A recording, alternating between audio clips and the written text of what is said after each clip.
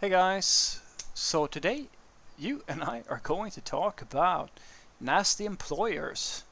So let's get into it.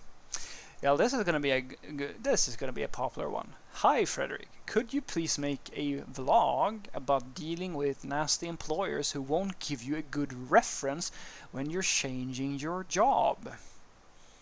Well, yeah, I can, I suppose. The best way I would suggest is to give references to people that actually have something good to say about you. So I wrote back to the subscriber and I explained that usually when you're being asked for references, there's one or two scenarios that's going to happen. And you're only in control of one of them, really. And that is that they ask you for a reference. Like your future employer asks you, can I please get a phone number or an email or contact information or something like that to somebody who can vouch for you or say something or something like that. Now, if that is the case, if you have a pick, well, hopefully you've been using those soft skills that I've been telling you about, and you actually have somebody who you used to work with who has something nice to say about you, and then you give them those contact details. And another very hot tip is that the second after that interview, way before they have any option to call anybody, you contact that person and make damn sure that they are aware of that they may get a call from this company or something like that, and just be aware of it because it's respectful, so that you don't get a call from absolutely nowhere asked. And like it's a good idea to just tell them that it's going to happen. And please, I hope that they understand to say nice things, right? But basically, that's what I suggest that you do. Just give them contact information to somebody who has something good to say about you and actually knows you. Now, that's the one option. The other option is that they either ask you for your manager, like a specific person, their contact information, or they're going to look it up themselves. And now comes the problem, as the subscriber is describing. All right, so what if they don't have anything good to say about you? Well, there's absolutely nothing you can do about that. Literally, if your manager, if your old boss wants to badmouth you, they can do that all the live long day. You have no notion if it's happening or what's being said or how it's impacting you. I mean, shit, everybody goes around all the time without actually realizing. Like, you think about it, like people could be badmouthing you right this second, and you have no way of knowing. And the same thing goes here. So what I suggest you do is that you don't really think about it until it actually affects you. Now, the way it will affect you, if you actually get to feel anything from it, is because unless the person who's going to hire you is a complete idiot, and I hope that they're not, they're going to understand that there are two sides to every story. And they're going to understand that if your old boss badmouths you, and says a lot of outrageous stuff about you, probably, like, there might be some truth to it, but it's probably a good idea to talk to you before assuming that all of that stuff is true, right?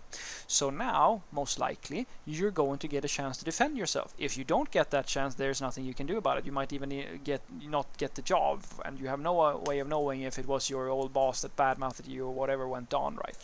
But if you do get the chance to defend yourself, you can tell your side of the story just as any normal human being would. You can simply explain, and ideally what you want to do here is to do this in a professional fashion. Try to be transparent about who you are, try to be humble, and try to seem a genuine, down-to-earth person. And the reason why you want to do that and never get into this like kind of mudslinging contest and like try to badmouth the other company is because it will, if they have done that, they're gonna lose out. Like your old manager is going to be the one who's losing in that entire dialogue.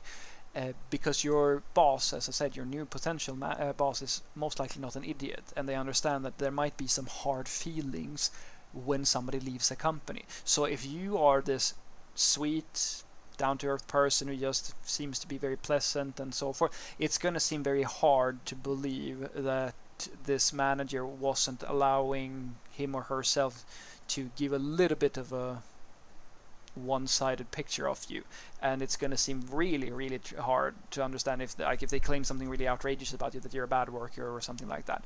It's the best thing, I suppose, at least in my opinion, it's the best thing that you can do.